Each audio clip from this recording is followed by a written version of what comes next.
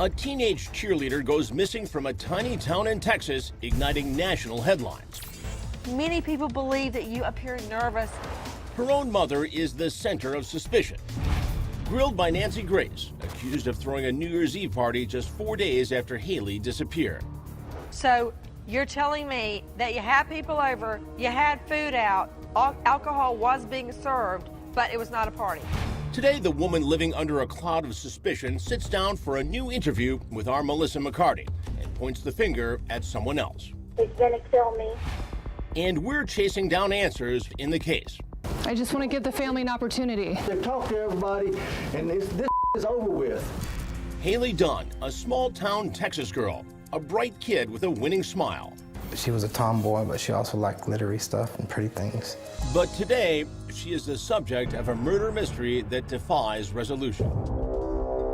When you think about Hailey, what are the images that you see? Her laughter and her smiling face, and she was just funny. It begins in Colorado City, Texas. Billy Dunn says the last time she saw her daughter Hailey was on an early morning a few days after Christmas.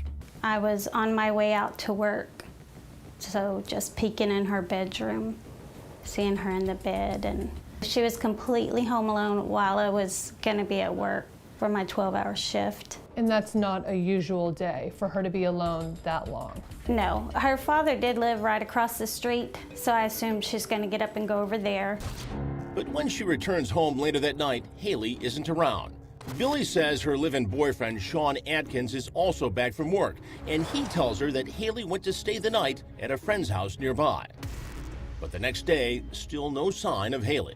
And that's when we found out. The friend said, Hailey never spent the night here, and I never saw her last night. Her daughter has vanished.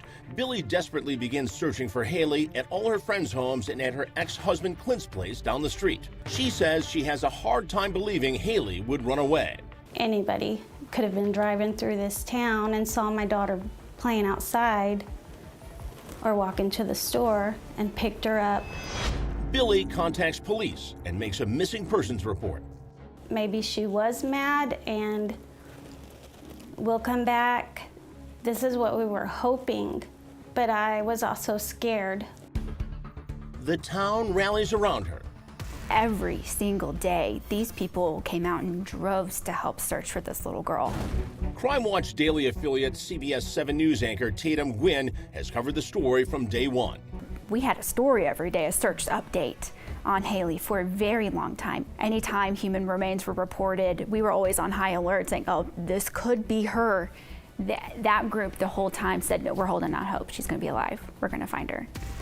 As in any missing persons investigation, police turn to those closest to Hailey. That would be Billy and her live-in boyfriend, Shawn Adkins, and Hailey's dad, Clint Dunn, who lives down the block. All three have almost daily interactions with Hailey. But as the investigation deepens, the home life of Hailey Dunn turns out to be anything but normal. From your reporting, what was the family life like for Hailey? She loved her family. And so home life seemed to be very simple, but the further we started learning about her family, things seemed to be different behind closed doors. You know, we got word about a lot of alcohol, a lot of partying from her mother. And so you got the sense that maybe home life was a little harder than what they let on. Both Billy Dunn and Shawn Adkins are on police radar even before Hailey's disappearance. Just about 10 months before Hailey went missing, there was a call to police, a domestic disturbance. The couple's relationship is tense and combative, with both calling 911 on each other. I really need to file a report on somebody. What exactly happened? I broke up with this guy a couple of days ago, and he's telling me that he's gonna kill me and that it's gonna be remembered for a long time. Shawn calls police around the same time with an explanation of his own. I got a situation on my hands. I have an ex-girlfriend. She's taking a whole bunch of anxiety pills that I take. So I guess she got them from me, and she said she took a bunch of her pain pills too. And she's saying that she wants to die, so she filed a report on me, for threats and stuff like that. So she's just upset about it. She's just, not being herself right now. No one is arrested, but cops have sure been getting an earful from the couple. He's threatening to kill her. Damn it. It's Billy Dunn. Oh, God. He's been going all day. All right, I'll go up there. But Billy says they soon patched things up, and Shawn moved into the house. He made me believe he's not that person. Those things won't happen again. I believed and wanted to believe that he was the good guy that I usually saw, so I kind of brushed it off. Did Hailey ever fear him, or was she just accepting that he was the boyfriend and now a part of the family? He was her friend. He was never made up to be a father figure or stepfather, never. He was just there to be her friend. After a few weeks and no sign of Hailey, cops focus on Billy and Shawn. Both agreed to take a polygraph test. Friends, neighbors, and police combed the fields around town for any sign of missing 13-year-old Hailey Dunn. They still had search crews out, and they held out hope. But her mother, Billy, never joins the search party. I wouldn't partake in the looking in fields, because for me that meant we're looking for a body. I couldn't bring myself to do that, so I did the flyers and the Facebook and the media. And what about her live-in boyfriend, Shawn Adkins? He wasn't involved in foot searches at all. He really didn't even help me pass flyers and things. I think he just wanted to stay out of the spotlight. Police are so concerned that they ask both Billy and Shawn to take polygraph tests. Billy does so willingly, but she tells our Melissa McCarty she was shocked when she gets her results. Did you complete the polygraph? I did. In fact, Billy took 2 of them. And according to a police affidavit, she was under the influence of narcotics when she sat down for the first test. So days later, she sits down again, and the outcome is a shocker. And the results of that? I was told by the DPS interviewer that gave it that deception was indicated. Neither Dunn nor police will say on exactly which questions she showed deception. But the results make cops dig deeper. And according to the affidavit, a search warrant uncovers an alarming trove of disturbing literature in the house. Police found Billy and Shawn had collected pages and pages of articles printed from online content, all of it profiling serial killers. Among them, Mad Dog killer George Banks, convicted of 13 murders, including 5 of his own young children. When asked, Billy told police, "Oh, that's just a hobby for us. We enjoy studying about those things." Studying serial killers and her daughter goes missing? We had to ask, just a coincidence? Anything to make me look bad. I mean, I'm not the only true crime fanatic. I'm not the only viewer you have. With that, our Melissa McCarty went down the street from Billy's house to talk to Clint Dunn, her ex-husband, and get his take on her reading habits. They were doing a lot of research for some reason. And it's just awfully peculiar that they did all this research and then he was missing. And Clint says he's disgusted by what is happening at Billy's house in the days following Hailey's disappearance. Do you feel like Billie Jean may have had some type of involvement? Yes. How so? Because of all the actions that she made within the first week. They threw a New Year's party 4 days after she was missing and had beer and watched the ball drop on New Year's while I was standing on my back porch with binoculars, watching my house, waiting for Hailey to come home. That's how I know that they partied. I was watching them carry the beer in. Billy says it was only a small family support gathering on New Year's Eve. Do we even realize it's New Year's Eve? No, my daughter's missing. But Clint is having none of it. I don't see how you could just celebrate the New Year when your daughter's missing. That should be the last thing on your mind. Surprisingly, Clint says he did not join the search party to help find Hailey either. He wanted to stay close to town instead. I wasn't going on the searches. I didn't want to find my daughter out in the country. And I was walking down alleys and streets looking in every dumpster and underneath every rock. And it begs the question many have been wanting to ask him about the day Hailey went missing. Someone in your life said that Hailey came by the day she went missing. Did police question you about that? Yeah, but she didn't come by. Someone told police that she was there the morning of, but that wasn't true. Was it the misunderstanding? Yes. You were never a suspect. No. And what about that other adult in Hailey's life? What do you know about Shawn Adkins? This is a strange individual, especially after Hailey was missing. I've talked to a lot of his friends in high school, and they all told me how strange he was. Obsessed with crime stories? Obsessed with serial killers. Billy Dunn failed a lie detector test about the disappearance of her daughter Hailey. Police are not revealing what they make of that.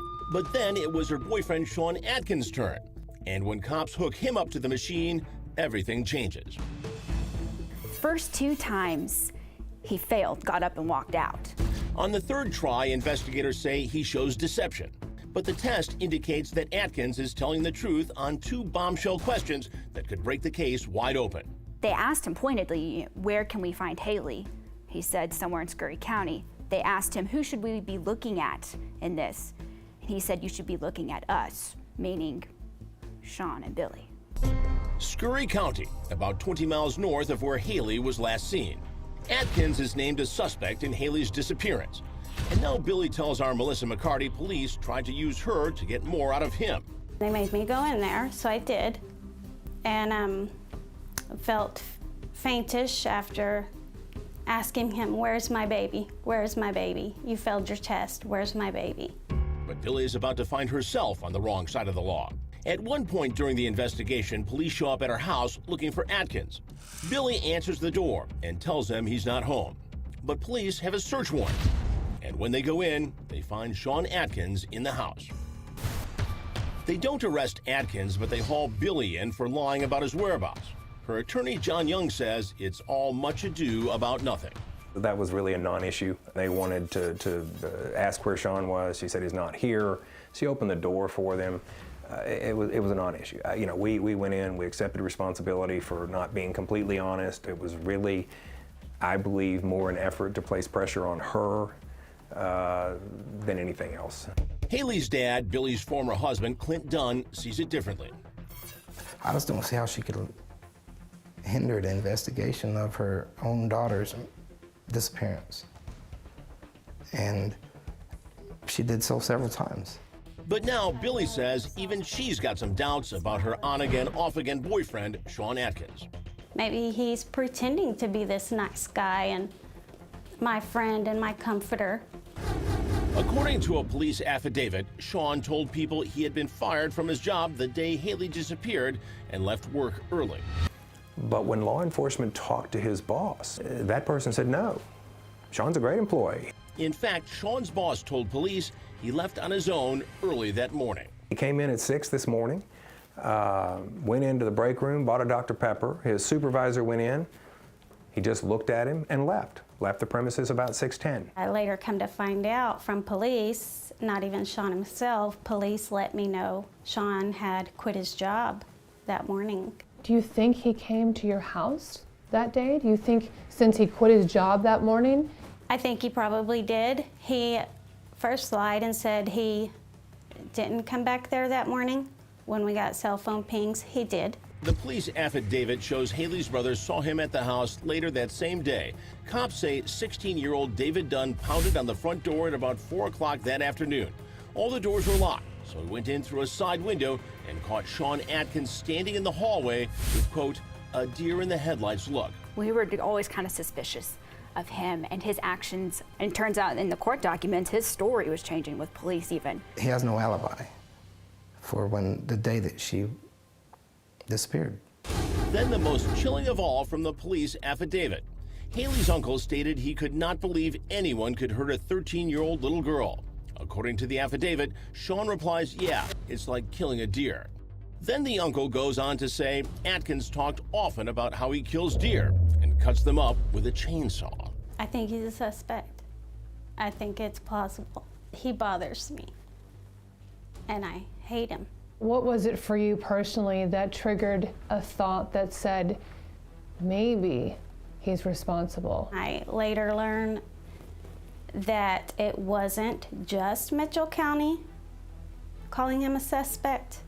I later found out FBI was also, and that was a game changer for me. Despite being the only named suspect, Shawn has never been charged in Hailey's disappearance.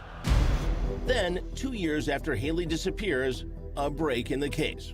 A hiker comes across a skull and a femur bone at Lake J.B. Thomas, a remote area about 20 miles north of Hailey's home. Her remains were found over a fairly wide area, primarily bones. A single tooth is found with the remains. Police confirm the identity through dental records. It's all that's left of the beautiful 13-year-old cheerleader, Hailey. Her mom gets the call from police. When that day happened and they found her, what did that feel like? I really can't even remember other than hollering, no, no, no, and I was sitting on the floor in the bathroom at one point, screaming no and crying, and I couldn't stop crying. My brother had called me and said that Hailey's body had been found. What were you thinking at the time, 2 years later? I was relieved in a way that she wasn't suffering. I had hope that this was what they needed to convict somebody. But for some reason, Hailey's remains have never been released to her family, and the possible cause of death is still known only to police. I want a place to go visit and remember my daughter, and I want to know that her remains aren't sitting on a shelf in a lab. It's very important to get her back. It's very important. I just try to make sure that I tell her every day, I love you, and I'm thinking of you today. Certainly, she should be given the peace of mind of how my daughter died. But, you know, was it blunt force trauma? Was it a gunshot? What was it? But I believe that she should have the closure and the finality of being able to put her daughter to rest. And the place where Hailey's remains are found, it's in Scurry County. Remember, that's right where Shawn Adkins said she could be found during his polygraph test. This is where police say that Hailey was found? Mm-hmm. Now, it takes about a good 25 minutes just to get to where we're standing right now, driving. Mm-hmm. So that's a lot of effort for someone to go to hide something. Yeah. And the cell phone pings were picked up from Shawn's phone right in this area on the day that she disappeared. We reached out to the Texas Rangers who are now handling the case, but they have no comment on the many lingering questions. So our Melissa McCarty tried to track down Shawn Adkins himself to see if we can get some answers. Shawn wasn't home, but we did have an encounter. We just want to tell a full story and get Shawn's side of it. They know the side of the story, and that's all there is to it. He's the sole person of interest. We just need comment on that. They just you know, get out of my yard before I call the cops for trespassing. All right, sir. I just want to give the family an opportunity. The family has talked to the cops. They've talked to everybody, and this is over with. It's over with. Done. He had nothing to do with anything. Okay. Do you think he would talk to me? No, I know he won't talk to you, and I've told you to leave. Get out of here. Okay. And that's where it stands. A case that gets colder every day. There are so many facts and so many things inside this story. It's, well, how come nobody's being held accountable? Clint Dunn, Hailey's broken-hearted dad, says he holds out hope for something, anything from police that will bring justice for his daughter. You think an arrest will be made? Yes. Do you think an arrest will be made soon? Hopefully sooner than later, because I know I'm going to get to spend an eternity with Hailey. And who did this is not going to get to spend an eternity with her. I'm a mom with a murdered child, and nobody's been held responsible. And I can't die not knowing somebody's been held accountable. God will hold that person accountable, but I want to see it, and I vowed to my daughter that I won't stop. I'm gonna find your killer. It's my job to take care of that now. Hailey has no worries. Be in heaven and sing with the angels. It's my job to get this done. I'm the mom, I'm your voice.